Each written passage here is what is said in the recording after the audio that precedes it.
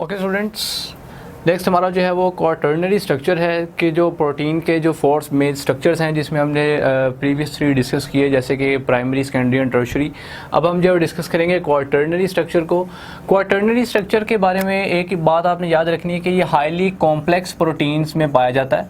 Highly complex proteins जो हैं उनमें पाया जाता है। अब ये होता क्या है, आपको ये नज़र आ रही होगी पॉलीपेप्टाइड टर्शरी चेन।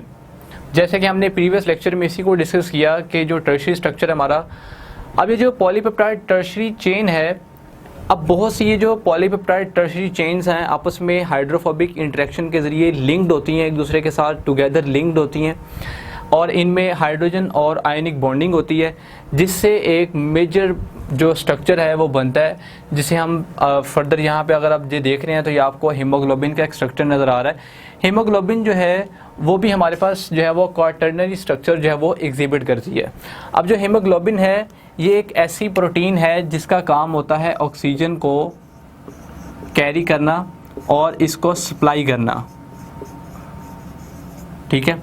यानी हीमोग्लोबिन जो है ऑक्सीजन को कैरी करती है और रेड ब्लड सेल जो है वो आगे ट्रांसफ़र होते हैं और हीमोग्लोबिन से ऑक्सीजन जो है वो आगे हमारे जो बॉडी के टिश्यूज़ हैं उन तक ट्रांसफ़र हो जाती है।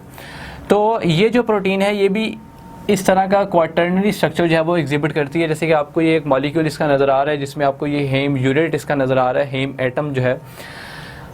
अब इसमें यही है कि जो पॉलीपेप्टाइड टर्शरी चेन्स हैं वो आपस में हाइड्रोफोबिक इंटरेक्शन के ज़रिए जो है वो टुगेदर लिंक्ड होती हैं, हाइड्रोजन बॉन्डिंग होती है, आयनिक बॉन्डिंग होती है।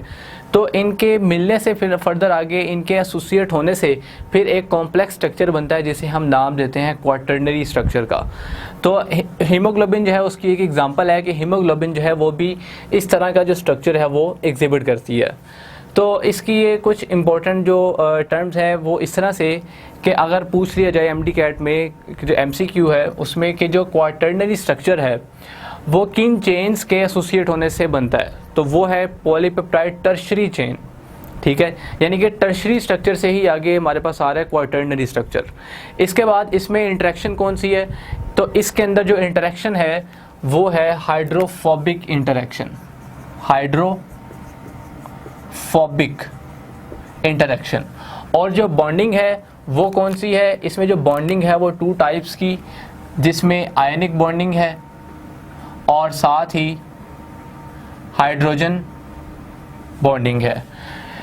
तो ये कुछ बातें आपने याद रखनी है कि जो क्वाटर्नरी स्ट्रक्चर है वो पॉलीपेप्टाइड टर्शरी चेन से ही आगे बन रहा है उनके एसोसिएट होने से।